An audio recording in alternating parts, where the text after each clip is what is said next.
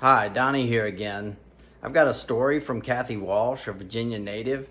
This is another video on mental health and spirituality. In this story, you'll hear Kathy talk about how she overcame the addiction to drugs and alcohol that made her life dysfunctional. You'll also hear about the courage it took her to do this. So I hope you enjoy the video, and remember to hit the like and subscribe button to get my latest content. Cut! Hi, my name is Donnie Redford.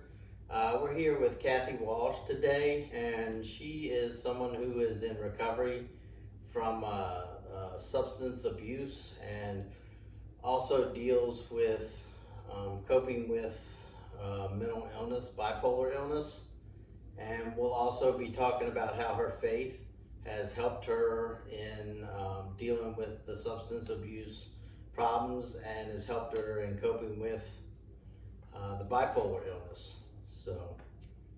So, first of all, welcome, Kathy. Thank you. Thank you for being here and willing to share your story with us. I know we met a few months ago, and it was suggested to me by a mutual friend that I talk to you because he knew I was doing videos and putting them on YouTube and doing on mental health and Christianity.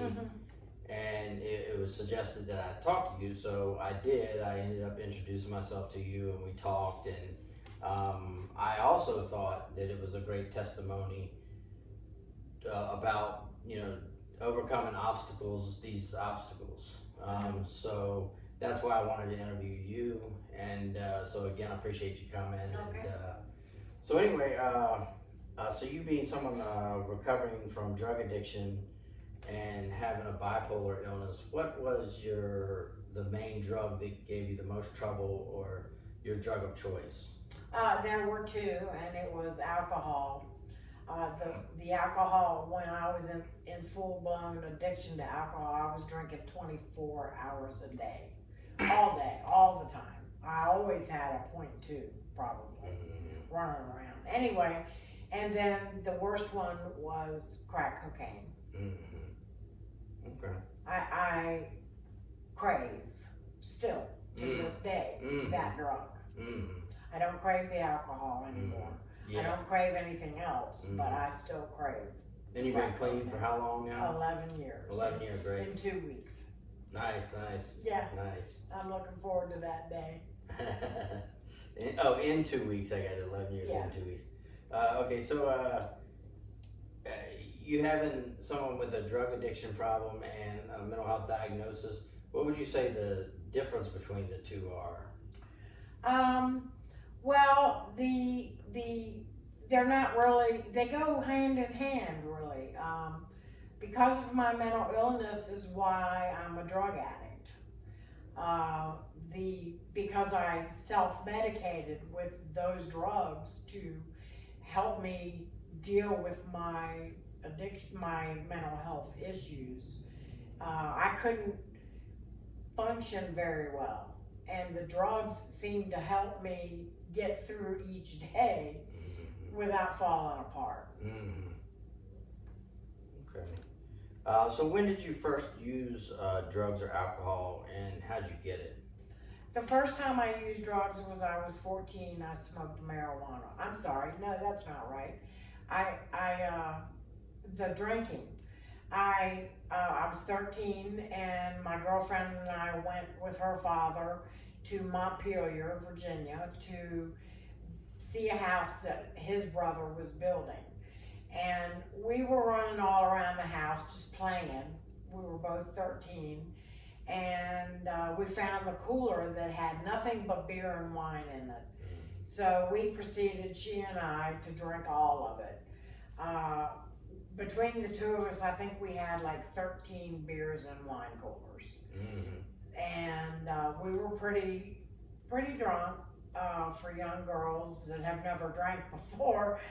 And the funny story was I kept having to pee going home, and here it is late at night, and he's having to pull over so I can run into the woods on Route 33. It was pretty bad. And that was my first time of realizing that, hey, It's not a big deal to go pee in the woods. Yeah. Did you have a good experience? Would you say that was a good experience? Like, because when you drink and you get euphoric, most people feel pretty good. Did you end up like after that drinking experience go, hey, drinking is pretty fun? No, not necessarily. I didn't feel well the next day, and at the time I already knew that my mother was an alcoholic, and I didn't want to go there. Yeah. I was taught right from wrong Yeah. by my parents, but they didn't really teach me about addiction and how it works because they were in the closet about a lot of things. So did drugs and alcohol get in the way of your school and any work you did? Yes, in school I remember coming in with a hangover and not feeling well. That was high school, and I skipped a lot of school because of that reason. And then work, I couldn't keep a job, and I couldn't understand why. It was all everybody else's fault, because I was in the right all the time and they were in the wrong. But it was my addictions that were making me moody, and I couldn't focus, and I couldn't do the jobs very well. And so, plus I was drinking on the job, and I did some drugs on the job. I even went in the bathroom and did some crack, but felt really guilty about that. Afterward. And nervous and scared. That's was my biggest feeling of being nervous and scared. Yeah. So, what ultimately got you off drugs?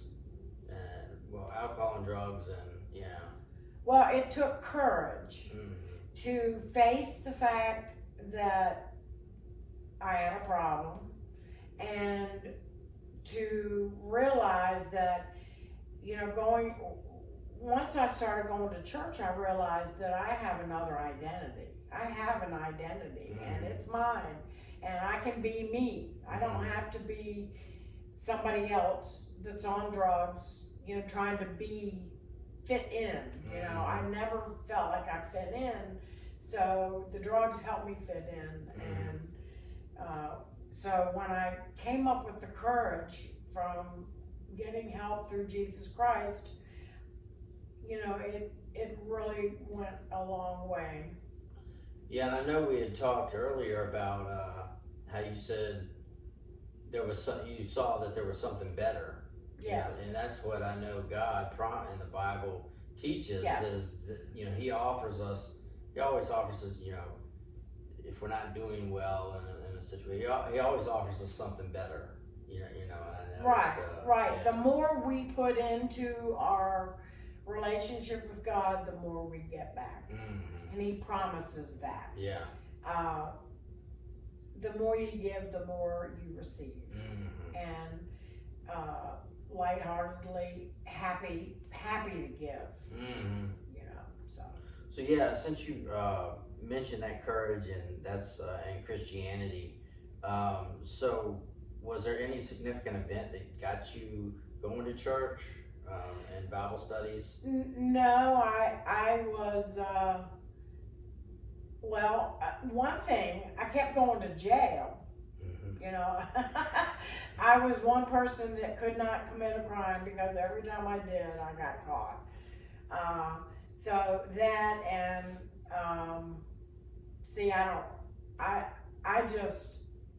I met some friends, and they all went to church, and they told me of a program that was in this church that I was going to go to that had a recovery group that was based on faith in Christianity, using Christianity to get clean. Nice.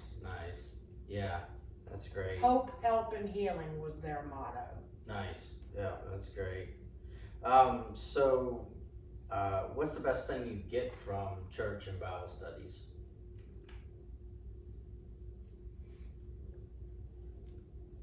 community. Mm-hmm. Yeah. I now have friends, girlfriends, not just boyfriends. Mm-hmm. I mean, I had a lot of male friends Mm-hmm. because I felt like I get along with them better. Mm-hmm. I'm more rough around the edges than most women. So, yeah, I have true friends now, people that I can open up with and tell them anything, and they will treat me with respect and love me for who I am. And they don't care if I'm overweight. They don't care if I'm having a bad day. They still love me with unconditional love. Yeah. And so community is the best thing in my life right now. Nice. Well, that and sobriety and recovery. Yeah, definitely. Yeah. Do you feel different during the week if you've missed church for a week or you've missed Bible study for a week and you haven't been to something like that, Yeah. in a week or more? Do you feel different? I feel very different. I feel like I'm missing something. I don't feel whole. My community is over there and I'm over here, and this is the step right back to where I was. So going to church and doing my Bible studies and learning as much as I can about the Bible and the Lord, I think that that's the best way to stay sober. Yeah, nice. So how do you feel now, since you've been sober and clean for the time you have, and you've been going to church, and so kind of how do you feel at the present time with kind of just where you're at in your life as far as, because it's got to be better than being addicted to drugs and and that sort of thing. So I'm feeling really good about my life. I no longer I have regrets, but I'm not making mistakes anymore. I don't fear when a police officer pulls up next to me. I'm not afraid. Well, no, that's not true. I'm still afraid of a lot of things, but I'm not afraid to be me. Yeah. And to show my identity and to be who I am and to love myself. Right. And I like to be good. I'm a good person to people, and I'm a little bossy. Yeah. But that's my Sagittarian in me. So do you have anything on a bucket list that you'd like to do? Because also to go back to this, a bucket list is something you might want to do in the future. Now that you have sobriety and a clear mind and you're going to church and you feel more positive, is there anything, that's on your mind that you would like to do and be able to enjoy something in the future? Yes.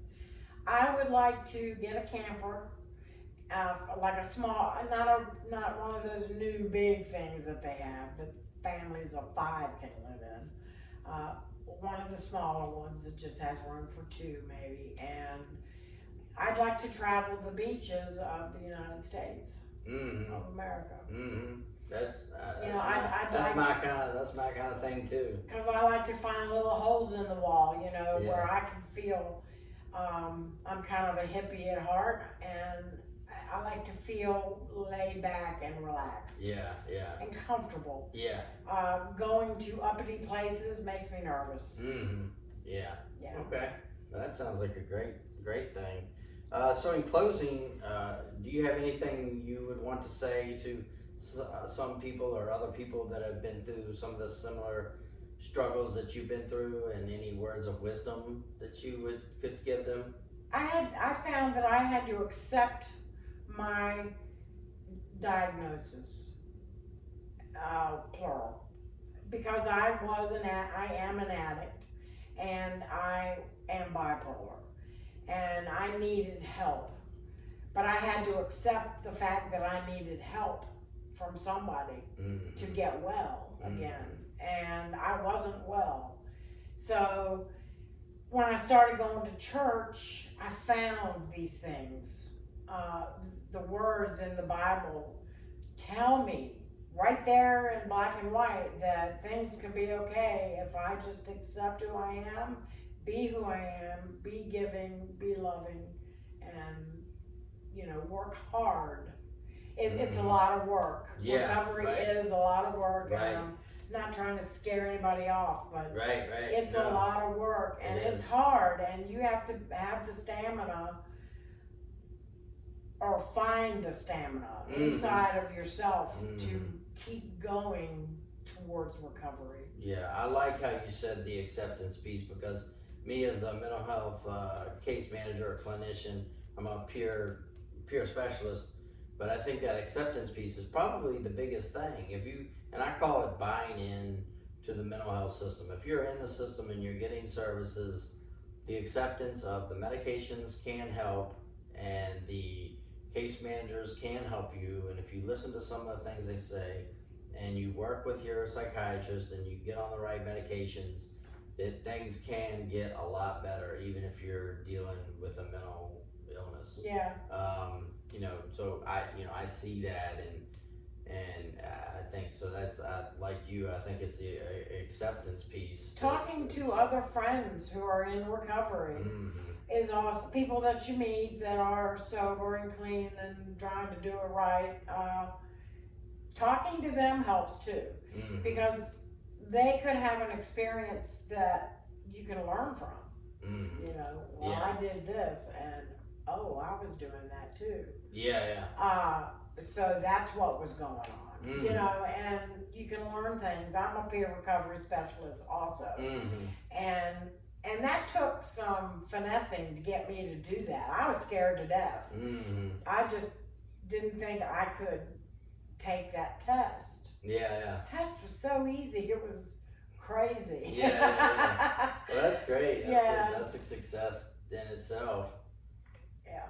Well, let's leave it right there. I appreciate you coming in and doing this interview, and sharing your story, and you know, I hope people can get something from it, and that's the point of it. And you know, it's definitely a success story. So I really appreciate you coming in and sharing this. You're welcome. I appreciate it, and it was good for me too, because I know that my story is going to help somebody. Yeah, that's what I say is, you know, if it can help just one person, you know, and we hope just one person is enough. It really is enough, you know, so. That would be another friend for me. Yeah. Or you. Yeah, well, thanks a lot. Okay, thank you. All right.